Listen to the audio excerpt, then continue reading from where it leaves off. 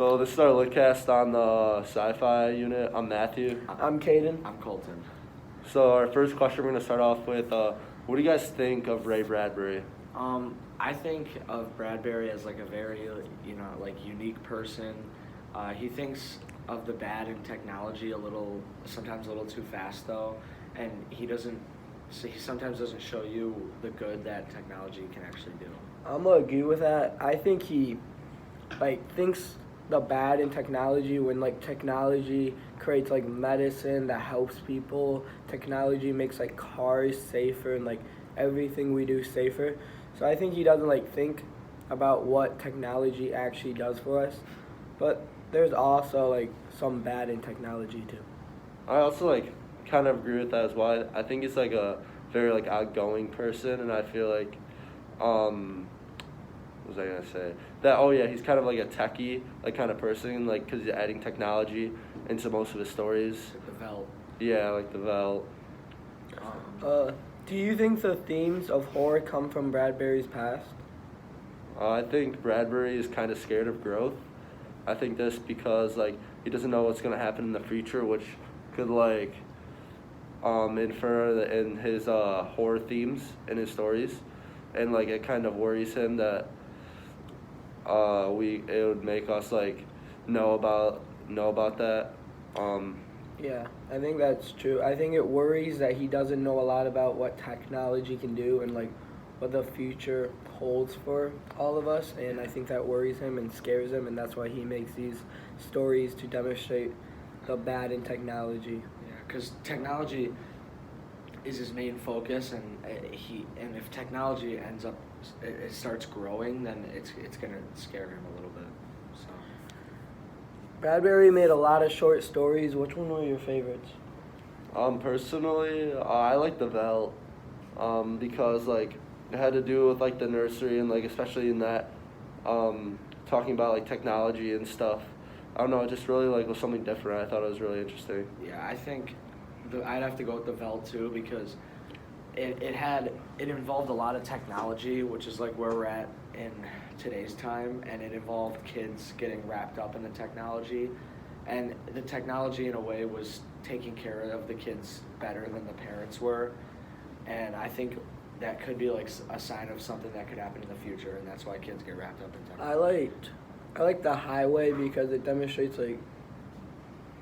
the world can come to an end because of technology, but you also don't need the technology to live your life. The farmer had no technology, and he was just living his life and wasn't worried about the world coming to an end because of technology. Yeah, no, I think I agree. I also like that story in a way. I think it's trying to say though that technology is holding us back from living our true life, because the guy in The Highway was always in a good mood and stuff, and then everyone that knew the world was coming to end was trying to prepare for that and stuff like that. So In the Velt, do you guys think the nursery is pretty much the kids' home? Yeah, because they loved the nursery so much more than their parents. They thought of it as their parents because it took care of them. It gave them whatever they want. They never said no, and they respected the nursery more than their father and their mother, which is very sad because it shows that technology can take over someone's life. I agree with that too. I also think they the nursery wasn't physically their home, but I think they thought of it as that. They're okay, I can go home, I can go to the nursery and hang out in there and stuff. I think it's just because they loved it so much that they, not literally, but they thought of it as the nursery was their home. Yeah, you guys saw he the young boy he would always call his dad George instead of dad, because it made them disrespectful to their parents.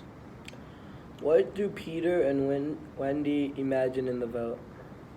They imagine their parents being murdered and eaten by lions, which you guys know they basically spoke that into existence, because either I just personally think they either made their programmed it so the lions could do it, or there's some way they put it together, it wasn't just because the lions were dangerous animals. I don't think it was because of that. I think it's just because they spent so much time with the lions in there that eventually they were able to Read like their. they were kind of able to Yeah. like listen to the kids' commands. And, Like I don't think the kids like really said for the lions to kill the parents.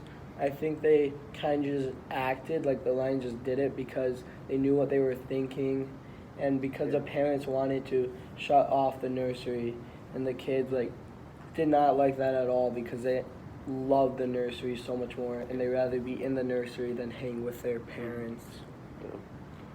Yeah. How do you think the highway relates to real life? I think it relates to real life because in that story the world comes to an end, and I think someday this world will come to an end, and so they weren't relying on technology, and I think that's why we shouldn't all really have technology do everything for us and rely on it a lot. Yeah, it shows like life is so much simpler when technology isn't like in the life. Yeah. Like the farmer, he went to the highway every single day just to see like cars pass, and that was like the most technology he has ever seen in his life. Yeah. Yeah, I think. And Oh, sorry. I think that's like a good thing because he's not surrounded by technology. He has like a certain amount he sees like every day. Yeah, I also think like at a time like technology was a great thing, like everyone loved it and stuff, but now I think it's just taking over everyone's life, especially now like everyone's always on it and stuff, and like people could be doing better things with their lives. Like kids don't think they can do like anything without their phones. Yeah. Like I mean, myself some- included, honestly. like all of us, Yeah. but like we still like play sports. There's like people that only do like esports that don't go outside, which Yeah, they just rely on like technology and like video games and, and all that. when they get crazy their stuff. like phone taken, they think it's the end of the world. Like Yeah. They I don't know could how- survive without yeah. my phone for like. I could probably go without my phone for for a while, yeah. I don't know though. Why did Brayling marry a woman he did not love? He didn't want to hurt her, and he was kind of like forced into the relationship, I think. And the wife was very like needy, and didn't she start like ripping out her hair? Like Yeah. it wasn't as bad at the beginning. He thought he could deal with her, Mhm. but then throughout like the relationship, it got so bad, and he didn't have like the courage to like Yeah. divorce. So he like tried to make He like felt a trapped, robot. kinda. I think like he knew he was gonna hurt her either way, cause like either like he you didn't said wanna hurt her. divorcing her or even marrying her and then later in life like leaving or like leaving her what he did, like he had no other like choice really. But I honestly think that was like a good thing to do, because obviously like if you don't love someone, like there's not a you should like marry them. I'm with him on the trying to make like a robot or whatever and leave.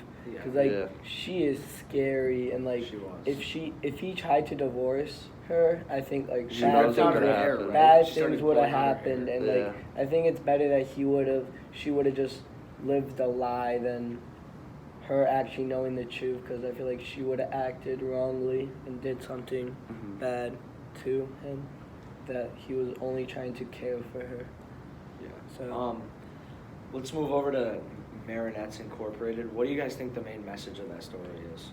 I think it was like about like escaping, because like in that story they all like tried to get away, and like for example like they tried to avoid their wives by replacing them with marionettes, which honestly is like, because like you said the wife was crazy, so like they tried to get away when they could, like without hurting her like badly. going back to the Velt, why do you think the parents get nervous about like technology, and like why do you think they acted how they did? I think because of what happened at the end of the story when they got killed. Because I think the nursery, remember, because they were stuck, they got locked in the nursery because Yeah. they listened to the kids instead of them. And when they would say like open, it wouldn't open. Because I I think yeah. that's why they were worried. Because I think it started off by like living in a house that surrounds about all technology, and the kids like never did anything for themselves. they never went outside. And the parents never did anything for them. It was really just technology doing it for everyone, and that like lost respect, because the kids like didn't respect their parents because they didn't do anything for them. The technology did, so they respected the technology. Yeah, I also think they why they got nervous was or maybe this was some of the reason at least that they finally figured out what it was capable of, and how things could turn out bad if they weren't only trying to do good things with it. Let's move to the movie Free Guy. How does Blue Shirt Guy change the movie?